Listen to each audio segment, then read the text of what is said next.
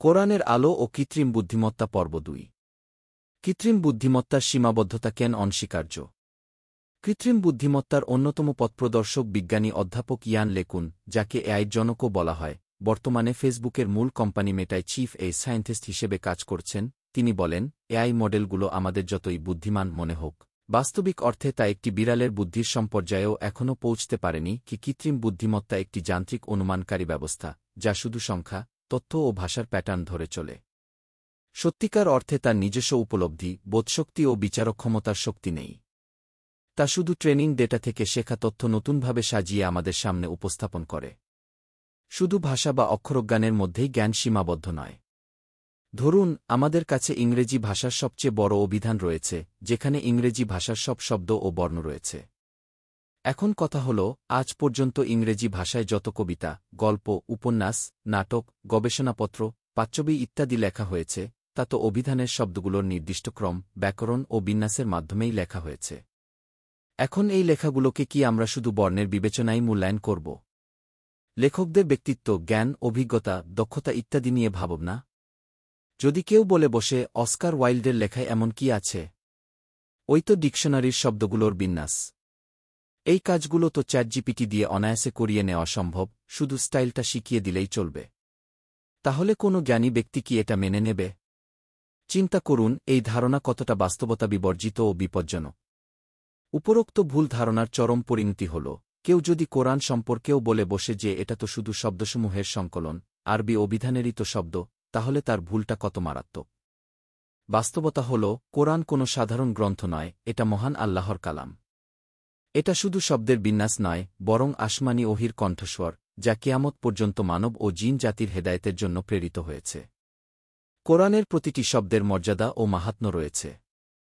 আজকের রাষ্ট্রীয় আইন ব্যবস্থার কথাই ধরুন, আমেরিকা, ব্রিটেন বা কানাডার সংবিধান তো ইংরেজি শব্দের মাধ্যমেই লেখা হয়েছে। তাহলে কি কেউ বলতে পারে, এসব সংবিধান মূল্যহীন, কারণ এগুলো তো কেবল অভিধানের শব্দসমগ্র? তেমনি আদালতের রায় যদি এআই লেখে এবং ভাষাগত দিক থেকে আরও নিখুঁত হয়, তবু সেই লেখার কোনো আইনগত মূল্য নেই। কারণ এআইয়ের কোনো আইনি কর্তৃত্ব নেই, নৈতিক অবস্থান নেই, মানবিক প্রেক্ষাপট নেই। তেমনি কোরআন, হাদিস, ফিকহ ও অন্যান্য ইসলামিক জ্ঞানের যথার্থতা, বিশুদ্ধতা, মর্যাদা ও মানদণ্ড শুধু শব্দগত নয়, বরং ঈমান, ওহী, তাকওয়া, আমানতদারি, উম্মতের ইজমা, এসবের উপর প্রতিষ্ঠিত। যারা এআই দ্বারা অতিমাত্রায় প্রভাবিত, তারা নিজেদের বাস্তব জীবনে কি এআইয়ের উপর সম্পূর্ণ নির্ভরতা দেখিয়েছেন? তারা কি সার্জনের কাছে যাওয়া বন্ধ করে দিয়েছেন? আদালতে মামলা মোকদ্দমা পরিচালনার জন্য উকিল বাদ দিয়েছেন? সন্তানদের বিশ্ববিদ্যালয়ে পাঠানো বন্ধ করেছেন? যদি না করে থাকেন, তাহলে কেন শুধু ধর্মীয় জ্ঞান, কোরআন, হাদিস, তাফসির ইত্যাদিকে তারা এআইয়ের প্রয়োগের ক্ষেত্র বানাতে চান?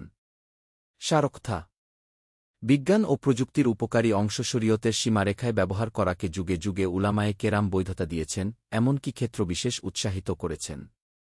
তবে এগুলোর এমন অবাধ ব্যবহার, যা দিনের জন্য ক্ষতিকর, তা অবশ্যই নিন্দনীয়।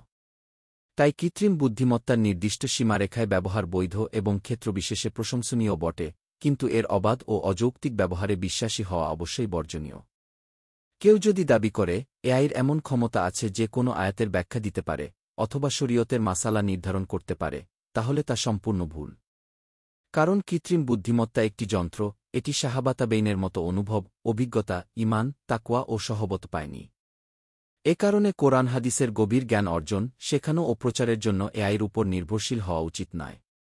বরং দিনী জ্ঞানের প্রচার ও শিক্ষা সেই পদ্ধতিতে হওয়া উচিত, যা খায়রুল কুরুন, সর্বশ্রেষ্ঠ যুগ, থেকে মুখে মুখে ও লিখিতভাবে প্রজন্ম থেকে প্রজন্মান্তরে জ্ঞানের হস্তান্তর এবং নির্ভরযোগ্য সনদ বা অনুমোদনপ্রাপ্ত শুদ্ধ শৃঙ্খলা অনুসরণ করে পৌঁছেছে। এক কথায় আমাদের দায়িত্ব হল এআইকে তার উপযোগী কাজেই সীমাবদ্ধ রাখা, এর গণ্ডির বাইরে কাজে না লাগানো। দিন প্রচারের উদ্দেশ্যে ভিডিওটি শেয়ার করুন। লাইক, কমেন্ট, ফলো এবং চ্যানেলটি সাবস্ক্রাইব করে পাশে থাকবেন। মহান আল্লাহ আপনাকে উত্তম জায়া দান করুক। আমিন।